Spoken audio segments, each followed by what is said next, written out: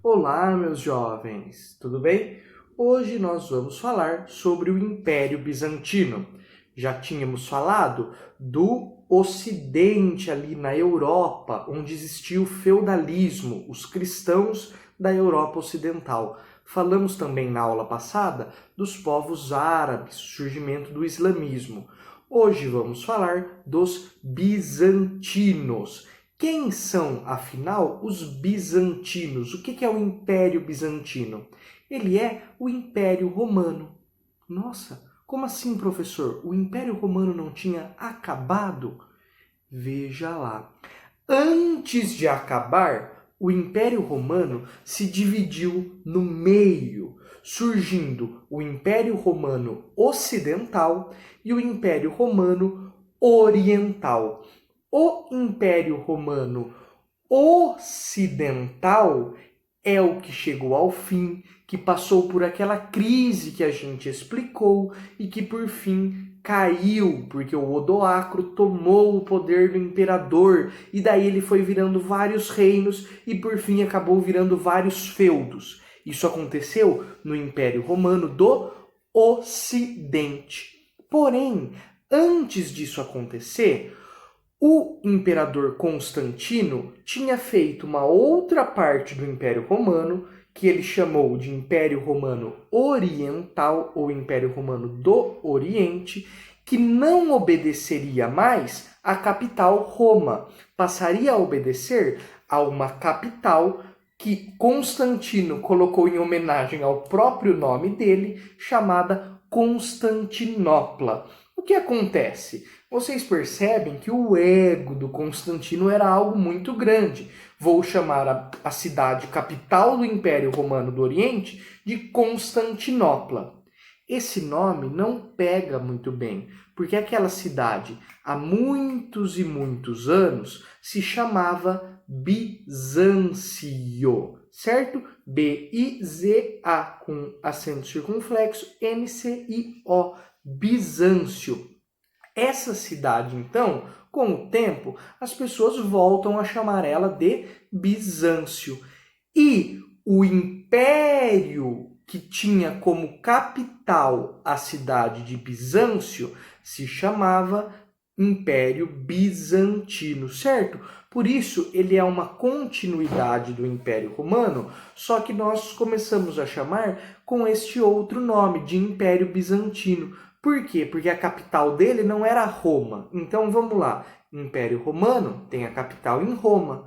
Império Bizantino tem a capital nessa cidade chamada Bizâncio. Tudo bem? Vamos lá. Características desse povo. Uma coisa muito forte que aconteceu ali é semelhante ao que aconteceu no Ocidente, que é o quê? Cristianização da população. O cristianismo naquele momento estava se espalhando. Então, a arte desse povo bizantino no começo, ela vai revelar uma mistura entre elementos orientais e elementos cristãos. A arte deles principalmente vai ser formada por mosaicos, foi o tipo de arte mais famoso deles, e também por causa de imagens de santos e das figuras bíblicas. Então vamos lá, eles tinham uma imagem de Jesus, faziam um desenho de Maria, faziam outro desenho do Santo Tiago, e iam fazendo várias imagens de santos. Isso criou uma polêmica enorme a partir do ano de 730. Porque nesse ano o imperador chamado Leão III criou uma crise, ele mesmo criou a crise que é conhecida como crise dos iconoclastas. Essa palavra é complicadinha. Leiam com atenção o documento que eu mandei para vocês, que eu explico ela certinho. Vamos lá, vou explicar aqui também agora. Iconoclastia é uma atitude religiosa de aversão a qualquer tipo de imagem. Qual que é a base desse pensamento? A base dele é assim: existe apenas um Deus, todo o resto é falsidade.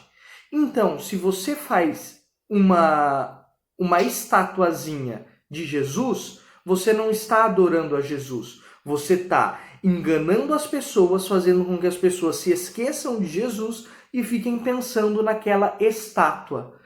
Ou seja, qualquer tipo de imagem era visto com maus olhos por eles. Só que o iconoclasta não é apenas aquela pessoa que, não gosto de imagens religiosas. É aquela pessoa, não gosto, então eu vou quebrar tudo.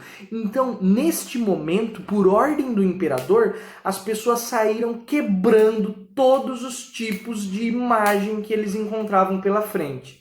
Só que a gente não falou que a principal forma de arte dos bizantinos eram essas imagens.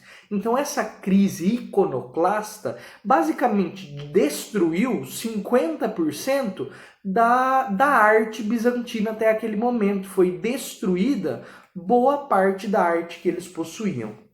Certo? Então vamos lá. Eles se convertem ao cristianismo e durante muito tempo, no Ocidente e no Oriente, as pessoas permanecem cristãs com o mesmo tipo de cristianismo. Porém, a partir do século XI, no ano 1054, se eu não me engano, vai surgir uma grande divisão entre o cristianismo do Ocidente e do Oriente.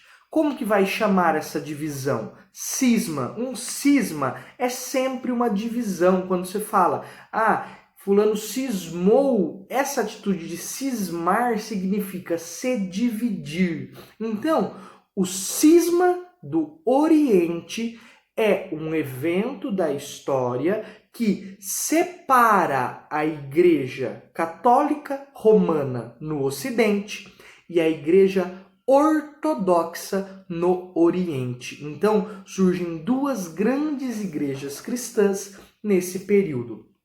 Católica no Ocidente e ortodoxa no Oriente. A grande questão dessa igreja ortodoxa no Oriente é que quem é o Papa da igreja ortodoxa? Quem é o líder deles? O líder deles é o próprio imperador. O que acontece? A gente não viu quando a gente falou lá do Ocidente que o poder dos reis e o poder da igreja andava junto? Lá no Oriente, religião e política andavam tão juntos que virou uma pessoa só. Uma única pessoa era ao mesmo tempo o imperador e o papa dessa religião. Era o líder político e religioso. A mesma pessoa tinha os dois tipos de poder. Então, se algumas pessoas falam, não tinha separação entre religião e política na Idade Média Ocidental. Sim, não tinha. E na Oriental também não. Uma única pessoa governava os dois poderes. O nome que a gente dá para essa total união entre política e religião é Cesaropapismo, certo? Isso vai no documento de vocês também. Cesaropapismo, porque César vem de poder político, papismo, poder religioso. Então, Cesaropapismo é essa união dos dois poderes na figura do imperador bizantino. Se a gente lembrar dos termos que a gente usou lá atrás para falar do Egito, a gente podia chamar isso daqui também de uma teocracia, que o governante e o poder de Deus são duas coisas que estão unidas. Não é muito diferente de uma teocracia, esse cesaropapismo que existia no Império Bizantino. Tudo bem, para terminar, nós temos que falar de um imperador de Bizâncio, que foi o mais, talvez não o mais importante entre eles, mas com certeza o que ficou mais famoso, que é Justiniano. Qual a importância desse Justiniano? Do ponto de vista político, ele pretendia dominar várias regiões que eram do antigo Império Romano do Ocidente, e ele queria fazer renascer o Império Romano como ele existiu nos tempos passados. Esse projeto dele não dá muito certo.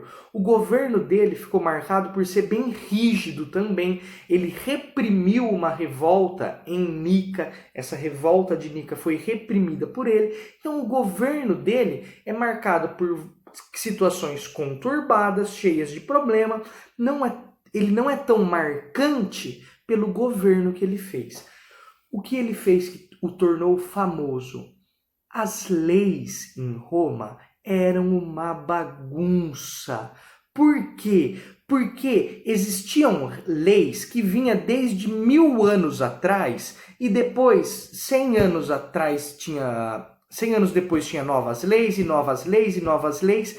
Só que a pessoa que era juiz na época não sabia qual lei ela seguia. Existia um número muito grande de leis contraditórias entre si, não existia uma organização dessas leis.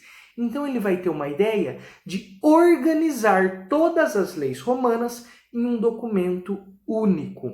Com isso, nasce o Corpus Iuris Civilis, ou como ficou conhecido, Código Justiniano, e às vezes é até chamado de Direito Romano, porque até hoje as pessoas estudam Direito Romano na faculdade de Direito. Qualquer um de vocês, se algum dia pretender fazer Direito, vai estudar Direito Romano na faculdade.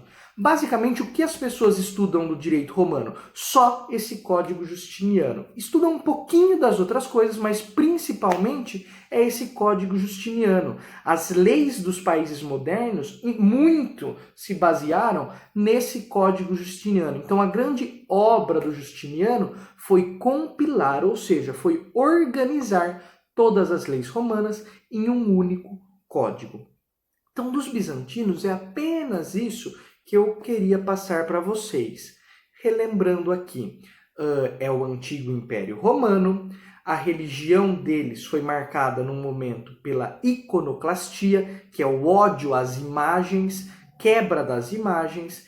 Eles se separaram do Oriente do ponto de vista religioso por meio do grande cisma do Oriente e, por fim, eles tiveram um imperador chamado Justiniano, assim como os outros imperadores tinham poder político e religioso. O que o Justiniano fez de específico? Ele compilou, organizou as leis romanas. Só para terminar agora, um exercício que eu vou passar para vocês, acho que o 53, vai falar de grande cisma do Ocidente, vai ficar só falando cisma do Ocidente. Isso daí nunca aparece em nenhum lugar, esse cisma, como grande cisma do Ocidente. É grande cisma do Oriente, sempre aparece como do Oriente, pelo menos para nós que vivemos no Ocidente, isso sempre aparece como cisma do Oriente. Esse exercício, então, aí, todas as alternativas aparecem como Ocidente. Releve, finja que está aparecendo Oriente ali. Beleza? Só isso, gente.